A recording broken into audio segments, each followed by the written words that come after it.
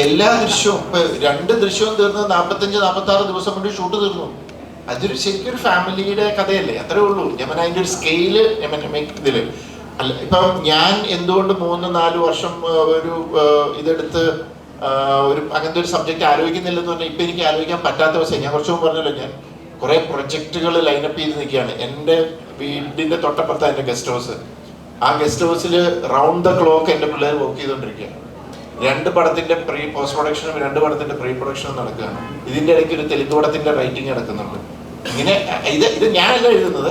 അപ്പം ഇതിങ്ങനത്തെ പ്രോസസ്സ് പോയിക്കൊണ്ടിരിക്കുമ്പോൾ എനിക്കൊരു വലിയ പ്രൊജക്റ്റ് എടുത്ത് ഞാൻ ഇത്രയും എൻ്റെ കൂടെ നിൽക്കുന്ന റൈറ്റേഴ്സ് അല്ലെങ്കിൽ ആ ഇൻഡസ്ട്രി നിൽക്കുന്ന പ്രൊഡ്യൂസേഴ്സിനെ എല്ലാം ഞാൻ തള്ളിക്കളഞ്ഞിട്ട് വലിയൊരു പ്രൊജക്റ്റിലേക്ക് ചാടേണ്ടി വരും. അപ്പൊ പിന്നെ 2 കൊല്ലം മാറും. അപ്പൊ ഇവരെന്ത് ചെയ്യും? അപ്പം അതാണ് എൻ്റെ സിറ്റുവേഷൻ. അപ്പൊ പിന്നെ ഞാനിപ്പോഴും പറയുമല്ലോ, ഞാനൊരു എന്നെ ഡയറക്ടറോ റൈറ്ററോ ഒന്നും വിളിക്കുന്നത്, ഞാനൊരു സ്റ്റോറി ടെല്ലറാണ്. എനിക്കിങ്ങനെ കഥകൾ പറയുന്നത് ഭയങ്കര ഇഷ്ടമാണ്. കൊച്ചു കൊച്ചു കഥകൾ. അതായത് ഞാൻ പറഞ്ഞ പിള്ളേരെ സിനിമ പറയുന്നത് ഞാൻ പറയല്ലേ, എനിക്ക് ഭയങ്കര ആഗ്രഹമാണത്. അതിലാണ് എൻ്റെ കിക്ക്, എൻ്റെ സന്തോഷം.